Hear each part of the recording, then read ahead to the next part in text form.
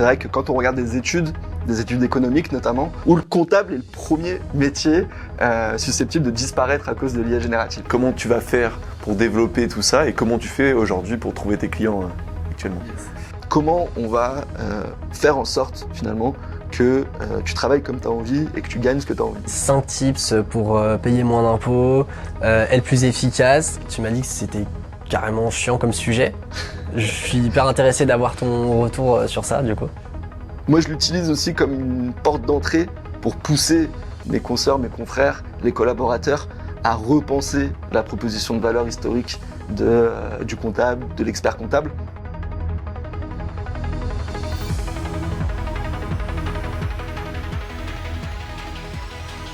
Bienvenue dans Décroche ton téléphone, le podcast qui parle d'entrepreneuriat et de vente sans bullshit. Aujourd'hui, on est avec Vénitien. Vénitien, bienvenue. Merci pour l'invitation, Alexis, William. Très heureux d'être ici parmi vous. Petite présentation. Ouais, bah vas-y. En 2 minutes. Donc, lancé. Vénitien Ducard, expert comptable, créateur et fondateur du cabinet Home Conseil, un cabinet d'experts comptables que j'ai créé ex nihilo en 2022 et que je veux comme un cabinet de conseil aux dirigeants pour les aider à réaliser leurs aspirations personnelles à travers leur activité professionnelle. Donc des missions très traditionnelles, présentation des comptes, des missions de DAF externalisées aussi, et j'ai une petite particularité, c'est que je me suis fait une spécialité de former aussi mes confrères, mes consoeurs, les professionnels des chiffres et du droit en général, à l'utilisation de l'IA générative dans leur quotidien et dans leur pratique professionnelle. Donc voilà, en bref, la présentation que je peux vous faire. Ouais, c'est assez disruptif finalement parce que l'IA dans ton métier qui, on va dire, est traditionnel, j'ai l'impression que il y a pas mal de gens qui sont pas forcément à la page dessus dans ton métier. Enfin, ça doit remuer, j'imagine. Ouais, ça fait naître beaucoup de craintes, beaucoup d'angoisse, parce que c'est vrai que quand on regarde des études économiques notamment, on voit des graphiques, je pense à une en particulier, où le comptable est le premier métier susceptible de disparaître à cause de l'IA générative. Parce que, alors, moi je le dénonce un petit peu ce graphique, parce que c'est un petit peu aussi à cause de l'imaginaire populaire autour de la fonction du comptable. Souvent, on voit le comptable comme un opérateur de saisie. Il a des factures d'achat, des factures de vente, ses relevés de banque, et puis il va recopier des données dans un ordinateur. C'est vrai que ça, aujourd'hui, avec l'IA, mais même avant l'IA générative, parce que l'IA, on l'utilise depuis les années 2000, largement, c'est vrai que si le comptable se cantonne à ce rôle-là, il va certainement disparaître. Mais la réalité, c'est que le rôle du comptable est quand même beaucoup plus large, de l'expert comptable, a fortiori plus. C'est un peu, on peut le considérer, j'aime bien cette image, de dire le médecin de famille. C'est le conseil, le premier partenaire en général du dirigeant qui va l'orienter, le guider dans ses décisions, mais qui va aussi l'écouter. Moi, je me rends compte dans ma pratique, finalement, que j'ai un rôle aussi quand même de, je dirais pas psy, mais presque, voire de coach, en fait, parce que on a toute la vie du dirigeant, quoi. On est là à toutes ces grandes étapes de vie pour l'orienter, le conseiller, l'aider à évoluer et à réaliser justement, je le disais en intro, ses objectifs en fait personnels, savoir pourquoi finalement il se lève tous les matins pour réaliser ce qu'il réalise au cours de la journée, c'est l'aider à définir ses objectifs et finalement à les atteindre, donc par plein de moyens différents. Donc le comptable, c'est pas juste un opérateur de saisie, c'est pas juste un homme à lunettes ou une femme à lunettes sur son ordinateur à saisir, c'est aussi et de plus en plus justement un conseil au quotidien pour guider, orienter, aider, challenger aussi. Je sais que j'ai beaucoup de clients qui aiment justement que je les pas que je les secoue, mais que entre guillemets je les remette un petit peu en question dans même dans leur business ou dans leurs idées reçues dans tout ça. Donc il y a un véritable impact, mais moi je l'utilise aussi comme une porte d'entrée pour pousser mes consoeurs, mes confrères, les collaborateurs à repenser la proposition de valeur historique du comptable, de l'expert comptable, où finalement, c'est assez paradoxal, mais on a une formation qui est hyper large. Si tu regardes le DCG, le DSCG, qui sont les diplômes classiques dans le secteur, on a 2 matières de comptabilité sur en fait 14 matières. Alors 14, j'ai perdu à peu près le chiffre, 13 ou 14. En fait, on a du management, on a de l'économie, du droit des sociétés, du droit social, du droit fiscal, on a du contrôle de gestion, on a énormément de matières différentes qui nous positionnent en fait comme un conseil vraiment 360 du dirigeant. Malheureusement, depuis 1945, on va dire, la création de l'ordre, nous, on se contente principalement dans les cabinets de fournir des missions régaliennes, c'est-à-dire de la déclaration de TVA, du bilan, de l'alias fiscal, ce qui est essentiel, de la tenue comptable. En fait, c'est essentiel parce qu'on a besoin, de fiabiliser la donnée, donc de s'assurer que la comptabilité, la data de l'entreprise, finalement, elle soit propre, elle soit saine et elle soit juste pour pouvoir prendre les bonnes décisions. Et forcément, on est obligé aussi de respecter la loi et de répondre à toutes les obligations fiscales qui incombent aux entreprises. Néanmoins, aujourd'hui, grâce à l'IA, mais pas forcément l'IA générative, grâce aux nouveaux logiciels, on en parlait sans faire de pub juste avant, on peut avoir justement de la donnée en temps réel, ce qui était compliqué avant, parce qu'avant on recevait des enveloppes papier avec les documents justement du dirigeant. Il fallait avoir ce travail qui n'était pas à forte valeur ajoutée, mais qui prenait du temps, de saisie de données dans justement les logiciels. Et puis, dans une logique de rentabilité, c'est vrai que les experts comptables prenaient de plus en plus de dossiers et forcément avaient peut-être de moins en moins de temps pour échanger avec leurs clients et les conseiller au fil de l'eau, et surtout, ils n'avaient pas forcément de la data en temps réel. Aujourd'hui, on a cette possibilité, on a de la data en temps réel, donc il faut s'en servir pour aller sur des missions justement à plus forte valeur ajoutée, de DAF externalisé. Et quand on pense DAF externalisé, on pense souvent grandes entreprises, mais en réalité, je pense, et moi c'est mon but aujourd'hui, c'est de permettre ça pour les petits aussi. C'est-à-dire qu'aujourd'hui, on va avoir les moyens, finalement, d'aider des dirigeants de TPE de moins de 10 salariés, 10 à 20 salariés, justement, à être équipés en termes de conseils, de données, à la hauteur des grandes entreprises. Et de leur permettre de faire des choix et de piloter et d'arbitrer, justement, en temps réel pour prendre les bonnes décisions.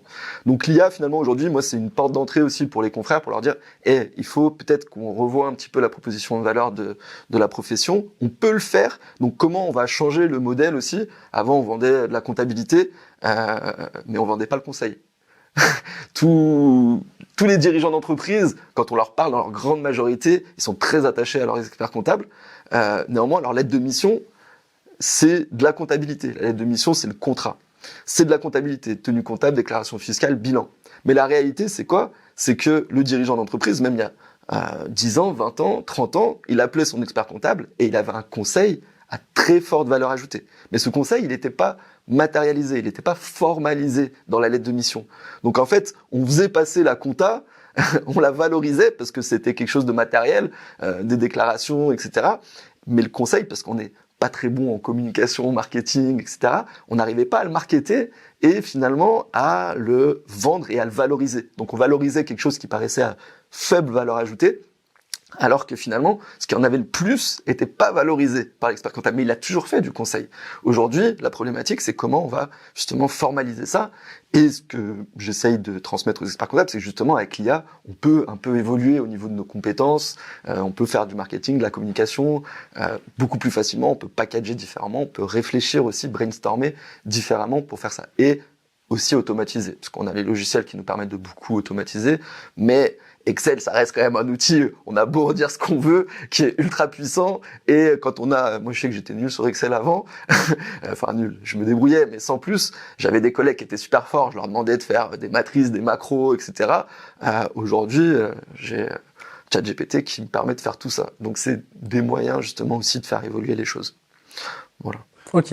Ouais, moi, pour compléter, du coup, je suis client de Home Conseil là, dans ton cabinet. Et c'est vrai qu'en soi, on s'est contacté uniquement pour du conseil dès que j'ai besoin d'un quelque chose. Spontanément, je pense à toi. En plus, tu as l'avantage d'être hyper accessible avec une conversation WhatsApp. Ce que je trouve hyper novateur pour un expert comptable. Enfin, de tous les experts comptables à qui j'ai pu avoir affaire auparavant, c'était par mail, par téléphone, t'as le barrage de la secrétaire, t'arrivais pas à contacter ton expert comptable. Et là, j'ai une question, WhatsApp, tu me réponds quand t'es disponible, mais je trouve que cette proximité et le conseil, la grosse valeur ajoutée du fait de travailler avec toi aujourd'hui sur ma société, et c'est vrai que, c'est ce que moi j'attends personnellement d'un expert comptable, clairement.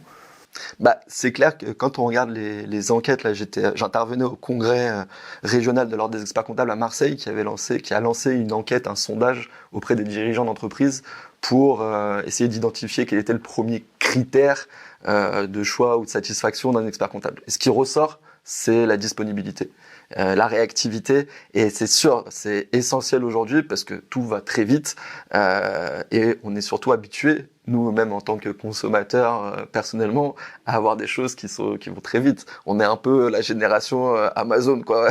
On clique et on a l'article 2 jours après. Et donc forcément, bah, ça se ressent aussi dans nos habitudes, mais pas seulement. Dans un contexte économique comme le nôtre aujourd'hui, bah ouais, il faut faire preuve de réactivité, c'est important, et il faut savoir prendre les décisions assez rapidement. Ok, ouais. Et alors moi aujourd'hui je pensais qu'on allait parler des 5 tips pour payer moins d'impôts, être plus efficace. On a préparé un peu l'appel, on s'est appelé il y a quelques jours. Tu m'as dit que c'était carrément chiant comme sujet. Je suis hyper intéressé d'avoir ton retour sur ça du coup.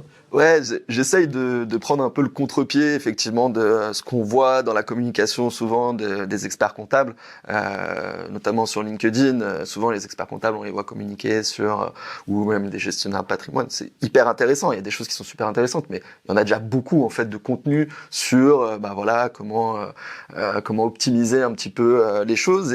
Et moi, je me positionne plus dans dans le rôle d'un partenaire, on va dire stratégique vraiment du dirigeant, pour l'aider justement à développer, comme je le disais, des objectifs et à les réaliser et à analyser un petit peu où il en est et où est-ce qu'il va et comment il va y aller. Et c'est ça qui est aussi passionnant parce que on va définir des objectifs qui peuvent être complètement différents en fonction, même pour un même business, en fonction de différents dirigeants. Et en fait, c'est à l'humain que je m'intéresse davantage plutôt que à la fiscalité, même si c'est quelque chose qui est hyper important et ça fait partie de mon métier à 100%, mais c'est pas forcément sur ça que je communique et ce dont j'aime bien parler, parce que je trouve qu'il y a énormément de contenu, très bon contenu déjà sur le sujet. Et par contre, moi j'ai aussi pour envie et pour vocation, on va dire, de remettre l'expert comptable dans ce rôle-là, de le positionner en tant que partenaire premier en conseil et qui puisse redistribuer à d'autres personnes. Hein. Alexis l'a bien vu sur des questions de prévoyance ou de gestion de PAD, bah, je t'ai redirigé à des partenaires à moi parce que moi c'est pas forcément mon métier, c'est pas là où je suis bon pour le moment. Après ça va évoluer, mais voilà, moi aujourd'hui c'est de se dire ok, comment on va faire en sorte finalement que tu travailles comme tu as envie et que tu gagnes ce que tu as envie. Moi, c'est un peu ma philosophie propre que je me pose. Pourquoi je suis devenu indépendant, c'est que je me suis dit, j'ai envie de travailler et d'avoir le nombre de vacances et de faire ce que je veux, d'être entre guillemets, souvent on dit ça libre, on n'est jamais véritablement libre, mais de me dire finalement, j'ai envie de voyager, je peux partir voyager quand je veux, de m'organiser comme je veux et d'avoir un niveau de rémunération qui soit satisfaisant et qui corresponde à mes attentes. C'est mes 2 principaux objectifs, moi, c'est de me dire je veux travailler tant de temps par semaine et dans l'année et je veux gagner tant. À partir de ça, comment je vais organiser mon business et troisième aussi, j'ai envie de faire ça, c'est-à-dire le cœur de mon travail du quotidien. En fonction de ces 3 objectifs-là, comment je vais m'organiser, comment je vais me structurer, comment je vais m'organiser et comment je vais me développer pour les atteindre et garder ça aussi à l'esprit au fur et à mesure du temps parce que souvent on pose ses objectifs à un moment donné et puis la vie fait que au fur et à mesure on les oublie un petit peu et au bout d'un moment, 1 an, 2 ans, on se dit putain, en fait pourquoi je fais ce que je fais et j'en suis où? Et c'est important de revenir à ça. Donc c'est assez particulier peut-être pour un expert comptable, mais je pense que de plus en plus on tend vers ça. Et c'est ce qui me plaît vraiment, c'est d'accompagner le dirigeant pour l'aider à réfléchir, à prendre les décisions, à se développer, à savoir où il en est et où est-ce qu'il va. Et c'est vachement rassurant aussi. Ça peut permettre de limiter pas mal d'angoisse et d'y voir plus clair au quotidien. Ok, et là on est en septembre 2025, t'as eu le temps t'es passé par plusieurs phases sur le développement de ta boîte. Ouais. T'en es où? C'est quoi la direction? On en est où là? Ouais, alors moi ça a été très particulier parce que donc j'ai créé mon cabinet Ex Nihilo en 2022 et en fait à la base je voulais pas m'inscrire à l'ordre des experts comptables. Je voulais pas faire de comptabilité en fait. Je m'étais dit ce modèle-là, ce travail-là, donc les missions régaliennes, c'est pas ce qui me plaît le plus et j'ai envie de sauter une marche directement et de proposer des missions de conseil stratégique et financier directement. Mais j'avais aussi envie de travailler avec des TPE. J'avais pas envie de travailler avec des grosses boîtes. Donc en fait, je me suis retrouvé dans dans une configuration assez complexe où j'avais trouvé un partenaire justement pour l'expertise comptable et moi j'intervenais plus en DAF externalisé mais sur des petites boîtes. Donc j'avais pas mal de problématiques parce qu'il fallait que je trouve déjà mes premiers clients. Il fallait que je trouve la formule qui permette pour moi d'être rentable, mais aussi pour mes clients qu'ils aient justement un budget d'honoraires qui puissent assumer. Et ça n'a pas été simple du tout. Donc je m'étais quand même inscrit à l'ordre des experts comptables parce que je me suis dit je veux avoir le tampon expert comptable parce que 2022 j'avais 32 ans. Je m'étais dit ça m'apporte de la crédibilité d'être expert comptable et puis on sait jamais quoi. Et puis au bout, fin 2022, je me suis rendu compte que c'était quand même compliqué. J'avais signé quelques clients, mais j'atteignais pas les objectifs que je m'étais fixés en termes de chiffre d'affaires. Donc je me suis dit bon, je vais peut-être réfléchir. Dans le même temps, j'ai commencé à faire de la formation, un peu par hasard, de la sous-traitance aussi pour d'autres confrères. Et chez un confrère, une consoeur en l'occurrence, j'ai découvert mon logiciel aujourd'hui. Je fais un peu de pub, c'est qui est Penny Lane. Et je me suis dit enfin, j'ai trouvé l'outil qui va me permettre en fait d'automatiser, on va dire, la mission régalienne, ou tout du moins d'y passer le moins de temps possible, d'avoir une expérience client qui soit satisfaisante pour moi et pour le client, c'est-à-dire que je pouvais dématérialiser complètement la relation avec mon client et bien la dématérialiser, parce qu'on a eu beaucoup d'outils dans la profession. L'océanisation, c'est la reconnaissance des caractères. On avait une brique par-ci, on avait une autre brique par-là, une autre brique par-là. On n'avait pas de logiciel de production comptable qui intègre justement toutes les briques nécessaires pour avoir une expérience client qui soit sans couture, entre guillemets, qui soit parfaite de la collecte des données au traitement, en passant par les outils de facturation, de gestion, etc. Et là, quand j'ai vu Penny Lane, je me suis dit, putain, c'est enfin l'outil que j'attendais. Donc je me suis dit, ok, ça a été un vrai facteur déclencheur, je vais commencer à prendre des clients. Mais j'étais toujours à me chercher un peu. Donc j'ai commencé à prendre des clients début 2023, et puis c'était un peu l'euphorie des débuts, vous avez dû connaître ça. On a sa première boîte, on signe ses premiers clients, on part un peu dans tous les sens, je suis allé dans plein de projets différents. J'ai toujours eu cette aspiration et cette phrase de me dire je veux réaliser les aspirations personnelles de mes clients à travers leur activité professionnelle. Donc ça a passé par du conseil en gestion, etc. Et du conseil stratégique et financier, mais chercher encore le bon modèle, comment le faire. 2023, août 2023, je ponce entre guillemets ChatGPT, et là, je me rends compte qu'effectivement, il y a quelque chose qui se passe qui est assez énorme. L'outil était sorti fin 2022. Août 2023, je me dis ok, il faut que je sorte une formation sur le sujet pour les professionnels des chiffres. Donc ça a vite beaucoup pris, ça a explosé, on va dire. Donc je me suis focus complètement sur ça, tout en conservant mes clients, mais j'ai arrêté de prendre des clients début 2024 en fait. J'ai conservé une petite base client assez restreinte, je devais avoir 30-40 clients, et je me suis un peu focus sur la formation. J'ai développé ça. 2024, et ce qu'il faut savoir, c'est qu'au début, je voulais pas embaucher non plus. Donc, forcément, limité. Je suis parti un petit peu dans tous les sens. Fin 2024, en fait, ça a été là où j'ai compris, je me suis dit, ok, c'est cool, là je suis arrivé à un niveau de chiffre d'affaires, j'ai explosé tous mes objectifs, je suis arrivé à un niveau de rentabilité qui me satisfait, je me rémunère comme je veux, je suis parti autant de temps que je voulais en vacances, j'ai jamais autant voyagé que depuis que j'ai créé mon cabinet, donc j'ai goûté à la liberté que j'imaginais, etc. Et ça a été un petit peu le déclic de me dire putain ok, tu sais comme je sais pas si ça vous est déjà arrivé, mais on atteint un objectif et après en fait ouais, c'était je suis arrivé à un but, je me suis dit non mais ok, j'ai atteint, mais en fait c'est pas ça que je veux quoi. Il faut que je trouve vraiment ce qui va continuer à me faire vibrer, à me faire évoluer. Et là, j'ai pris un coaching avec un expert comptable beaucoup plus expérimenté que moi, qui a une philosophie qui correspond parfaitement à ce que j'imaginais ou ce que je voulais. Et en fait, il a déjà fait tout le travail de matérialisation que des idées que j'avais. Donc il m'accompagne encore. Et sa philosophie, pour la présenter rapidement, c'est en gros un dirigeant d'entreprise, il a des centres de ressources. Ces centres de ressources sont ces entreprises qui tirent des ressources. Le premier but, c'est de pérenniser justement ces centres de ressources, de les développer, donc de développer les ressources potentielles que le dirigeant va pouvoir tirer justement de ces entreprises.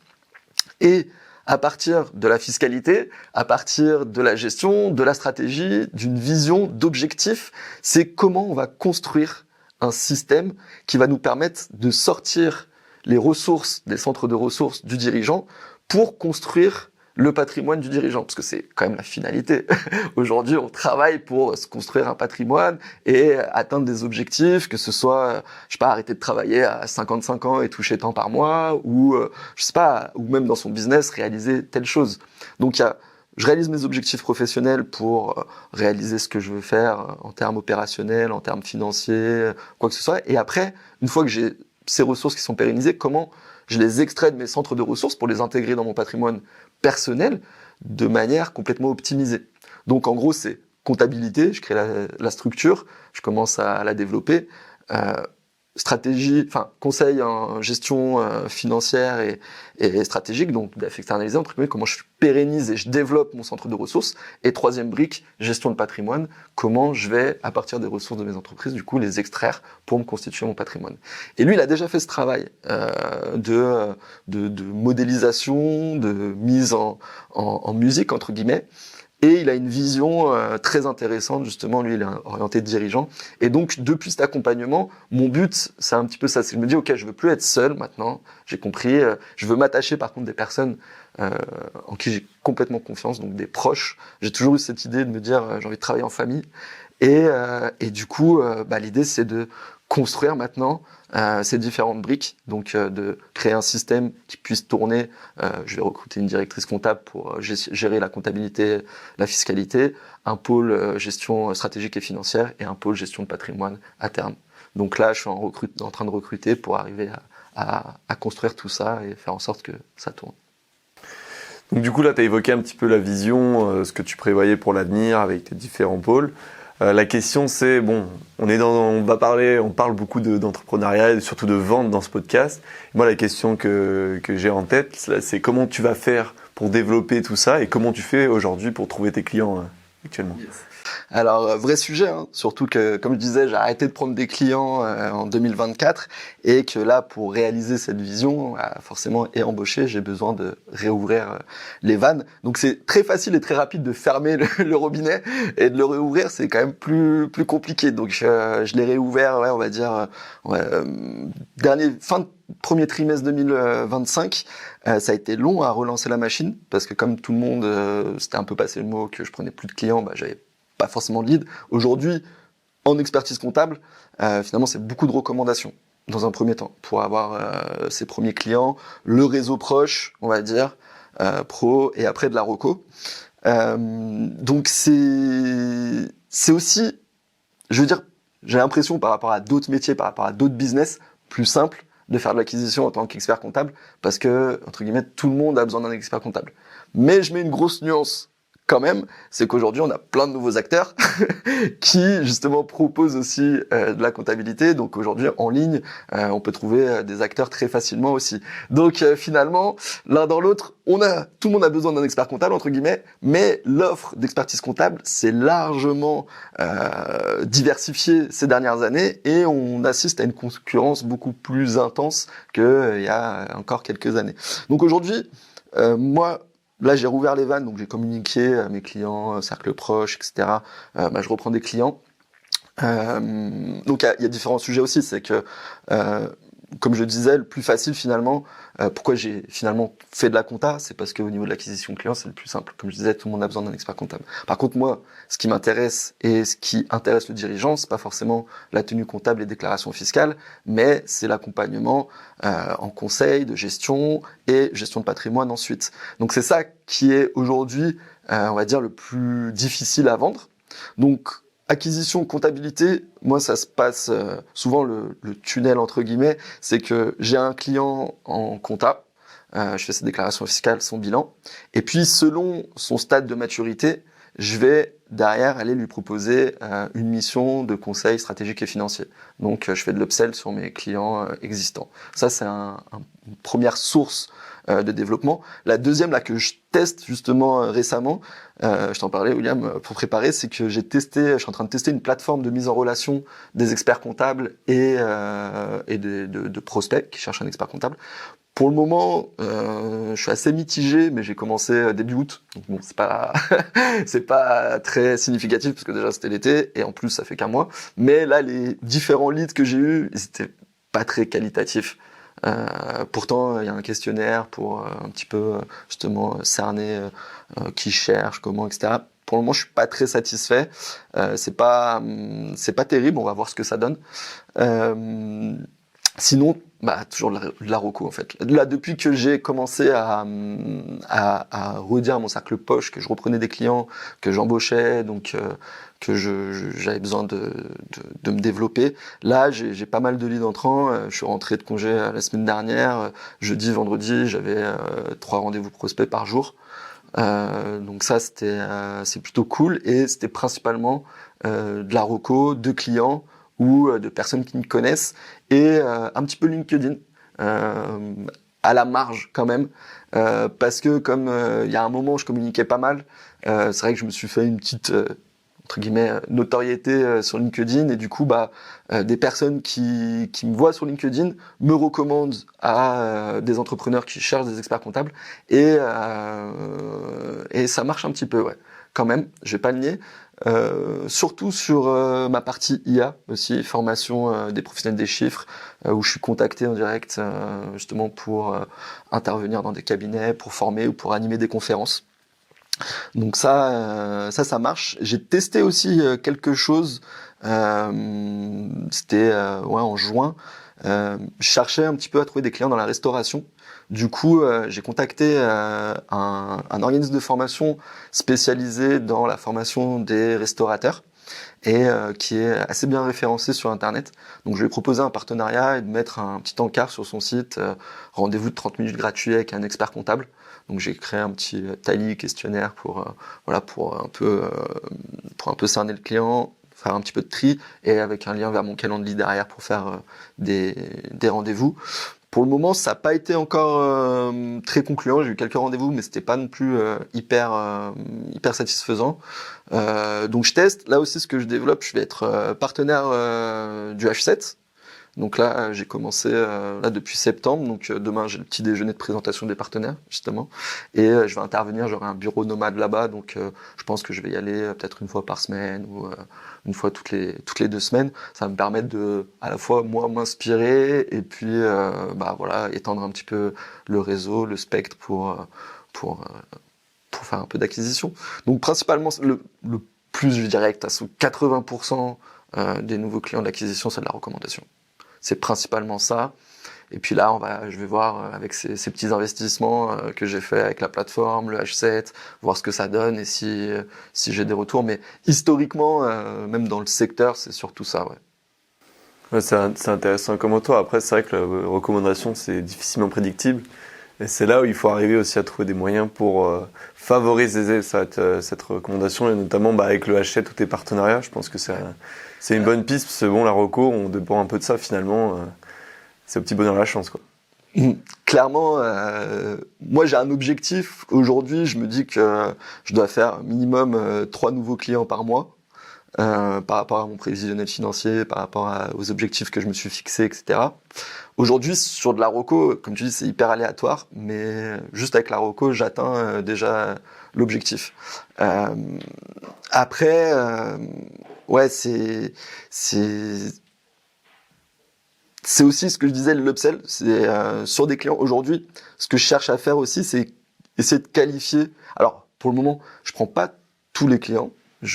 Par exemple, il y a des secteurs d'activité que je prends pas, il y a des profils parfois que je prends pas, donc j'essaye quand même de sélectionner, parce que pour le moment, je peux me permettre, je suis seul, et je veux pas tomber dans le piège des experts comptables traditionnels qui prenaient tous les clients, tous secteurs d'activité confondus, et qui se retrouvaient du coup dans une problématique de production, où ils avaient énormément de travail, et du coup, une problématique de manque d'accompagnement des dirigeants. Donc, il faut faire très attention, parce qu'on a quand même beaucoup de demandes, mais une demande qui est très diversifiée. Donc, faut arriver à la qualifier, à se faire violence soi-même. Moi, ça m'arrive. Je dirais pas souvent, mais ça m'arrive quand même 1 ou 2 fois par mois de dire non à un prospect qui veut travailler avec moi parce que je sais que ça va pas être rentable pour moi, entre guillemets. Ça sera rentable, mais ça va me faire perdre du temps au profit de dossiers qui seront encore plus rentables. Typiquement. Donc ça, c'est ma problématique du moment. Mais ce que je cherche surtout aujourd'hui, c'est à qualifier mes prospects et le dirigeant. En fait, la nature du dirigeant. Moi, j'aime bien, et ça sort un petit peu de mon coaching, petite dédicace à Olivier Sanchez, c'est que on essaye de qualifier les dirigeants entre indépendants, managers, entrepreneurs et investisseurs. Et l'idée, c'est que dans la construction, la vision que j'ai, l'idée, c'est de privilégier des managers ou des entrepreneurs qui vont avoir des problématiques, des sujets et des besoins en matière de conseil stratégique et financier, en matière de gestion de patrimoine. Si aujourd'hui, je m'entoure uniquement d'indépendants qui ont besoin juste de faire de la comptabilité, de la déclaration fiscale et un bilan, bah, je réalise pas mes aspirations, moi, professionnelles, et même en termes de rentabilité, ça va pas être le plus intéressant. Donc aujourd'hui, j'essaye justement, alors je prends des indépendants aujourd'hui, parce que j'ai besoin quand même de faire grossir le portefeuille, et dans cette perspective d'embauche, là aujourd'hui j'ai un collaborateur, j'en recrute un nouveau en janvier, faut quand même leur donner de quoi travailler. Donc je prends des indépendants, et les indépendants vont pas forcément rester indépendants toute leur vie. Souvent, selon leurs ambitions, vous en êtes la preuve. Vous avez commencé en tant qu'indépendant, vous avez passé je pourrais dire que vous êtes là en mode manager, voire entrepreneur, plus entrepreneur même, et peut-être un jour investisseur.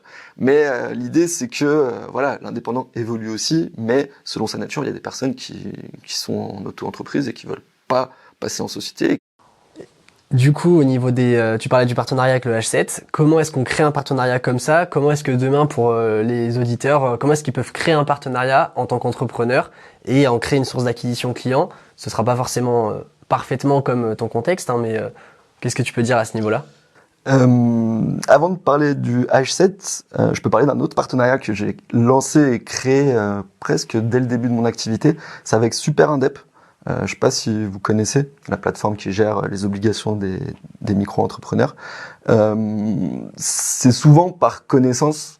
Là, en l'occurrence, j'ai accompagné la femme d'un des fondateurs sur la partie gestion. Et en fait, de fil en aiguille, j'ai rencontré du coup Clément, son mari, qui est l'un des cofondateurs de Super Indep. Et en échangeant avec le CEO Emilien, on s'est dit que potentiellement en fait il y avait des besoins, notamment en fait pour des attestations de micro-entrepreneurs signées par des experts comptables. Et de là, on a pu créer ce partenariat en fait directement. H7, c'est un peu le même principe, c'est que je connais Julien Marbouti, qui est le directeur du H7. C'est un ami depuis de nombreuses années. J'ai gravité au début quand je me suis lancé autour du H7, mais j'avais pas, entre guillemets, l'occasion s'était pas présentée de créer ce partenariat. Moi, j'y allais de temps en temps à des événements. J'ai mis en relation Julien et Arthur Waller, le CEO de Penny Lane, pour que Arthur intervienne au H7 et partage son parcours sur Penny Lane, enfin même avant Penny Lane et sur Penny Lane. Donc j'ai gravité en fait autour de H7 pendant quelques années, et là en fait donc le responsable des partenariats à H7 a pris contact avec moi en me demandant si ça m'intéressait justement de rentrer en tant que partenaire expert comptable à H7, parce que ils ont un vrai besoin et ils n'avaient pas forcément de personnes pour répondre à ce besoin-là. Et avant ça, en fait, ça fait un peu moins d'1 an que les différents startup managers me redirigeaient en fait des personnes qui avaient des questions, des besoins. Donc j'étais un peu en mode déjà conseil, consultant, mais non officiel. Là, on a officialisé en fait quelque chose qui se faisait officieusement. Et c'est comme ça, donc ça s'est fait. Donc à la base, forcément une connaissance. Et puis, mais c'est pas que ça qui joue, c'est après d'échanger, de chercher, de sortir, de discuter, de réfléchir aux besoins, aux synergies possibles et comment on peut justement servir ce besoin. Après, le bon exemple, c'est que nous, on s'était rencontrés, on avait fait un déjeuner avec Envie. Je me souviens, dans un restaurant à Lyon, on s'était vu, je viens de m'en souvenir une première fois là-bas. Tu m'avais été recommandé par nos amis aussi, Hugo, que tu connais aussi. Et Romain, forcément, que tu connaissais, et forcément, de fil en aiguille, je me suis dit, je veux un expert comptable, j'ai pensé à toi. Je pense que du coup, l'intérêt pour toi, je pense, c'est de faire un maximum de réseaux, d'être dans un maximum de cercles. Et justement, naturellement, de toute façon, les personnes vont penser à toi. LinkedIn aussi joue. Et en fait, il faut vraiment que tu martèles de ta com et de ta patte, finalement, tout le monde, quoi. Et bah, tu vois, très bon exemple, parce que c'est vrai que c'est indirectement Romain, du coup, qui nous a aussi mis en relation. Ce qui s'est passé, c'est super marrant, c'est que quand j'ai créé le cabinet, j'ai découvert LinkedIn. 2022. Moi, j'étais pas du tout réseaux sociaux. Et j'ai découvert le LinkedIn et j'ai découvert vraiment la valeur qui était apportée par les utilisateurs. Et j'ai pu me former sur plein de sujets différents en suivant des personnes dans différents secteurs d'activité. Et j'ai commencé à publier, en fait. Et de là, Romain, qui est le master LinkedIn, a pris contact avec moi parce qu'il avait vu passer mes posts. Il m'a dit ouais, ça te dit on fait un entretien de 30 minutes pour apprendre à se connaître parce que voilà, j'aime bien ce que tu publies et voilà, on échange, on fait connaissance quoi. Donc on a fait une première visio de 30 minutes. Je crois que c'était en 2022. Bah super bien passé, on s'est super bien entendu et tout. Et comme je faisais de la formation déjà, lui, il avait entendu parler de Envie. Qui se crée en 2022. Il me dit essaye de les contacter, ça se trouve ils cherchent du monde pour animer des ateliers ou des webinaires, tu vois. Et de là j'ai contacté, alors je sais plus qui j'ai contacté à l'époque chez Envie, et du coup je me suis retrouvé dans le cercle Envie, et le cercle Envie effectivement m'a apporté aussi pas mal d'indépendants.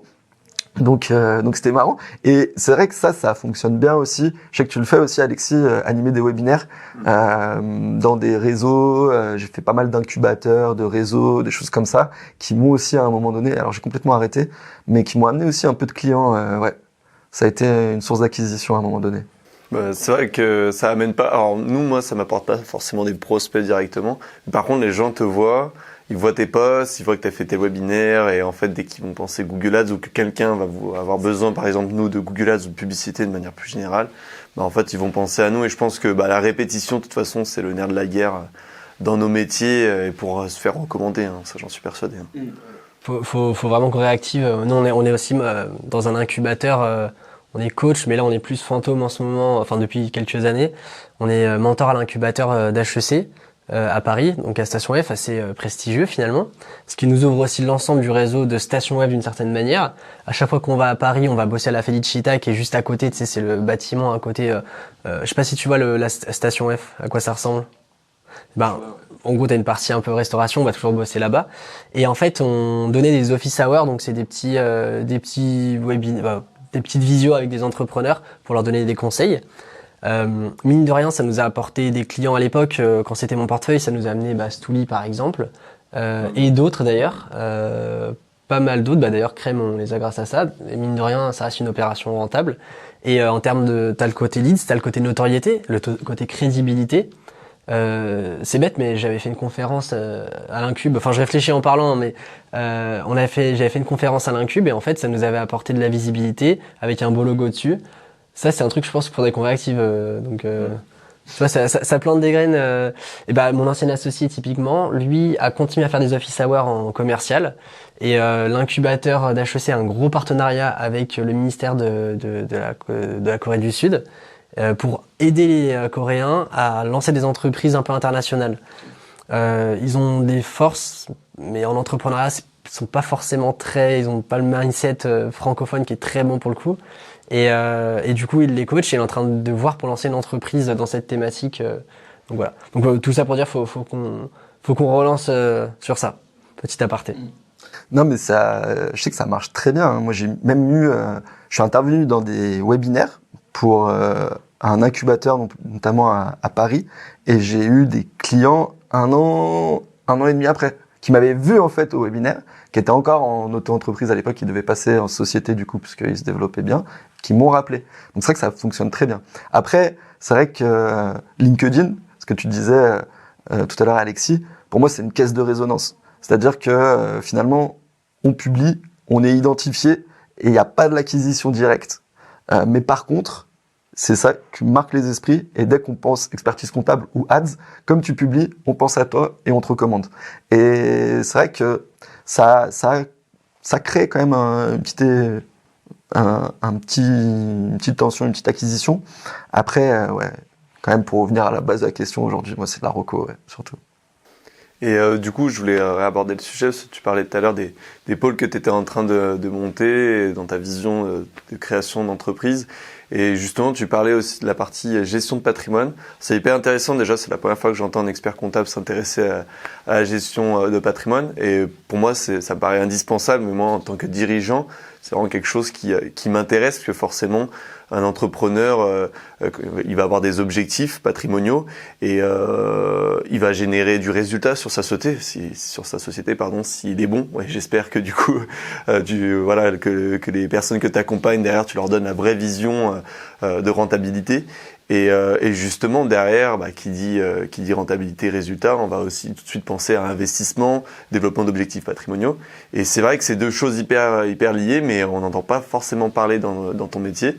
Et comment tu te positionnes vis-à-vis de ça et comment tu comptes aussi évoluer dans ce métier-là?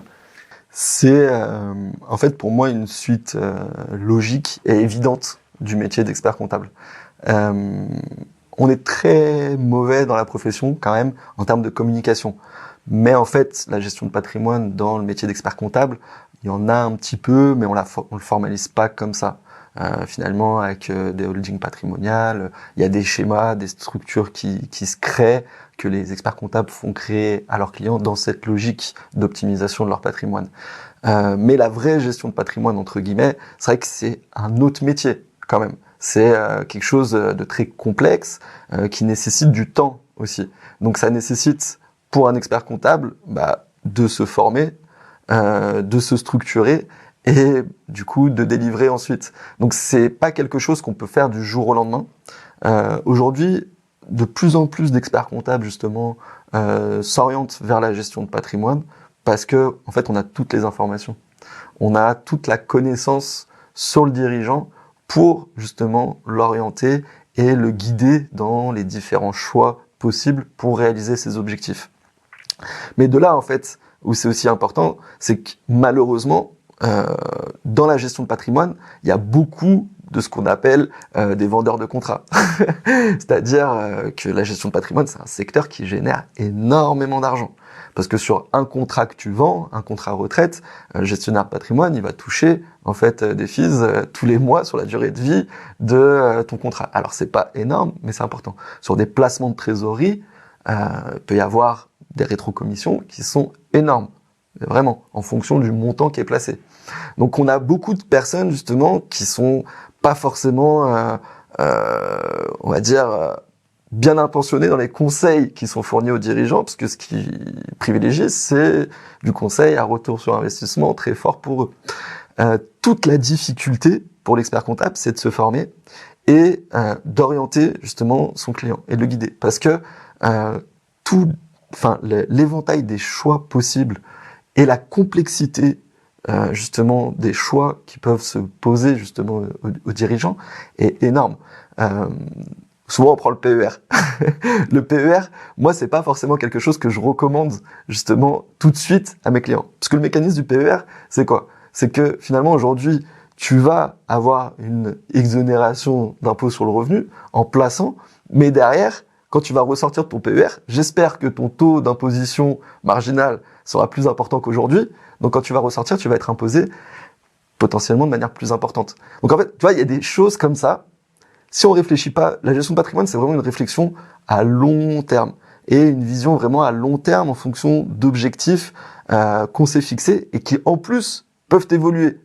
Tout au long de la vie, on peut se dire, je vais arrêter de travailler à 55 ans. Aujourd'hui, j'ai 35 ans. Il me reste 20 ans à travailler. Je vais arrêter de travailler à 55 ans et je veux toucher 5 000 € par mois une fois que je suis à la retraite à 55 ans. Ok ? Donc, pour ça, il va falloir que je me constitue un patrimoine, peut-être que je vais investir dans l'immobilier. Sur les 20 ans, finalement, le crédit va se rembourser et in fine, j'aurai mes loyers qui vont tomber. Mais il faut tenir compte aussi de ma fiscalité. Sous quel régime je vais justement créer une structure où je vais mettre en location ce bien immobilier pour pouvoir optimiser ma fiscalité, est-ce que je vais prendre une SCS. Et en plus, on a des notions de transmission de patrimoine.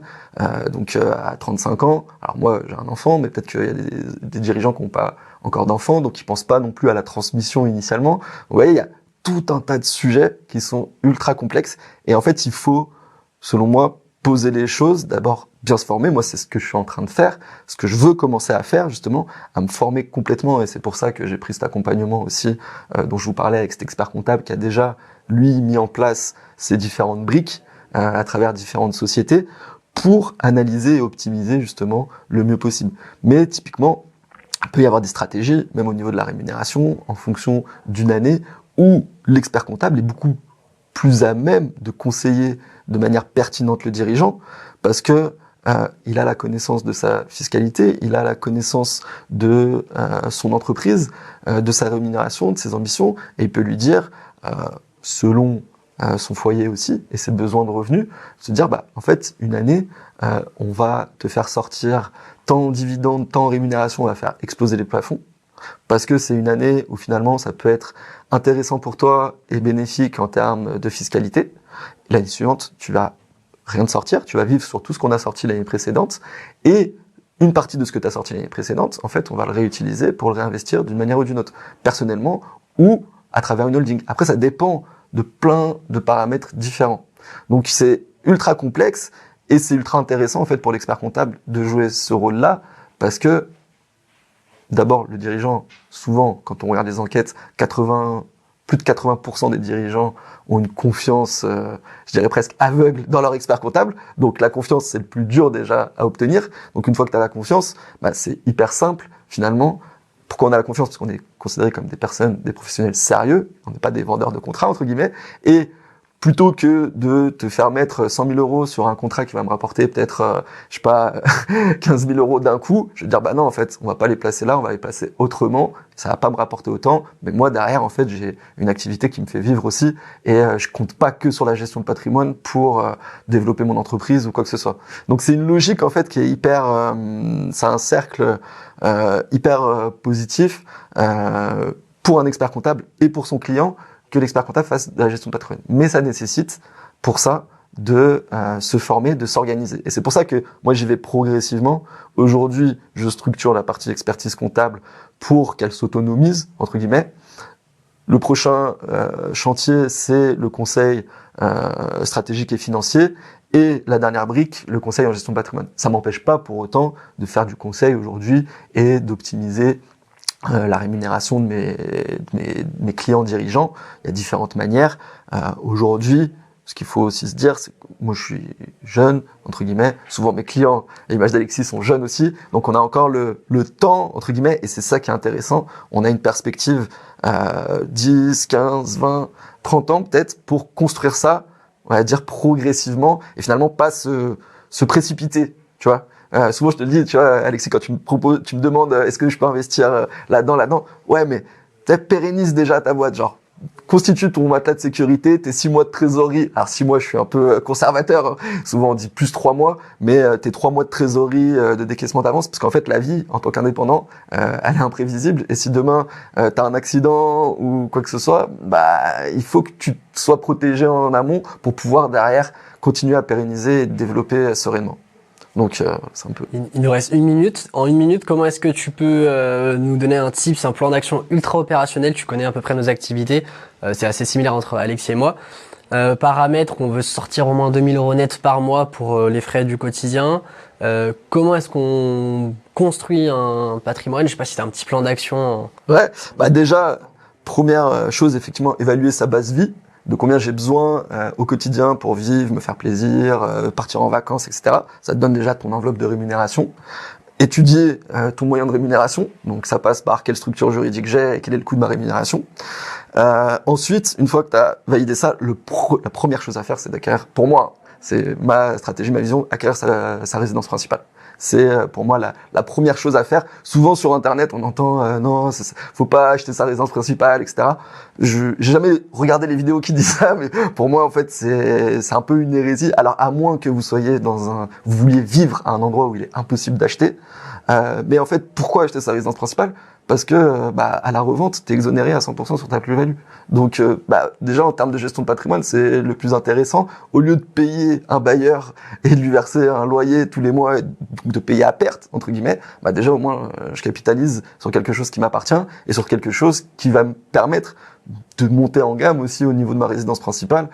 Moi j'ai acheté mon premier appart en 2017. J'ai eu la chance d'arriver à le conserver, donc je le mets en location. Aujourd'hui, je fais un LMNP et l'idée c'est que j'ai ma résidence principale maintenant. Ok, je pérennise mon activité principale parce que c'est mon centre de ressources. Je vous le rappelle. Si je pérennise pas mon centre de ressources, il y a plus de question de gestion de patrimoine par la suite. Donc je pérennise mon centre de ressources et après ouais, effectivement. Là, tu vois, sur ma boîte, je réfléchis, je peux investir dans moi, j'aime bien ça, j'investis sur des boîtes. Et en fait, c'est ce qui peut être le plus intéressant et même le plus rentable si on a l'opportunité et la chose la plus intéressante. Après, oui, on peut. Moi aujourd'hui, je préfère avoir mes 6 mois de trésorerie sur ma boîte où je suis tranquille finalement. Et dès que j'ai une opportunité d'investissement, une embauche, un placement à faire dans une autre boîte, quoi que ce soit, j'ai la liquidité pour et je le fais. J'aime pas trop bloquer mon argent. Je pourrais ouvrir un livret un compte à terme. Mais aujourd'hui, j'ai pas de banque traditionnelle. Je suis que sur Conto et Penny Lane et pour le moment, moi, ils me le proposent pas. Donc oui, je passe à côté de revenus, on va dire à court terme, d'intérêts. Mais bon, derrière, j'économise aussi les frais des banques traditionnelles.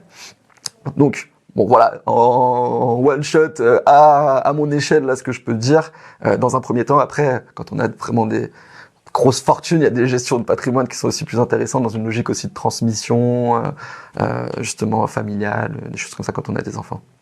Merci Vénitien pour toutes ces informations. C'était Décroche ton téléphone, le podcast qui accompagne les entrepreneurs en croissance. Vous pouvez vous abonner, liker, mettre des commentaires, nous suivre sur tous les réseaux sociaux et on se dit à très vite.